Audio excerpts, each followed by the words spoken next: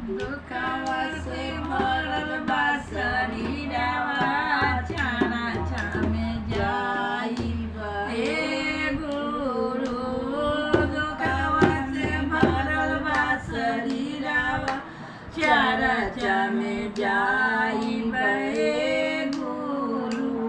छाना छामे जाइब शिव गुरु के सुनाइबे, छाना छामे जाइब शिव गुरु से सुनाइब।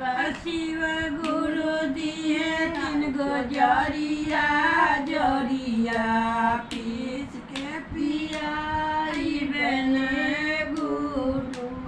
शिव गुरु दिए 3 गो जरिया, जरिया पीस के पियाइब। अपने जे पियाबो पति के पियाइबो, अपने जे पियाबो पति के पियाइबो। ना जइबो डॉक्टर बाए दवा, जरिया पीस के पिलाइबो। ना जइबो डॉक्टर बाए दवा, जरिया पीस के पियाइब। अपने जे बेटो के पियाइबो, पतोहियो के पियाइबो, बेटो के पियाइबो, पतोहियो के पियाइबो।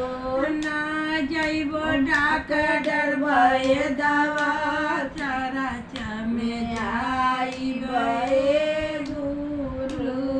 ना जइबो डॉक्टर बाए दवा, छाना छामे जाइब हे गुरु। दुखावा से भरल बा शरीरवा, छाना छामे जाइब हे गुरु। छाना छामे जाइब शिव गुरु के सुनाइबे, छाना छामे जाइब शिव गुरु के सुनाइब।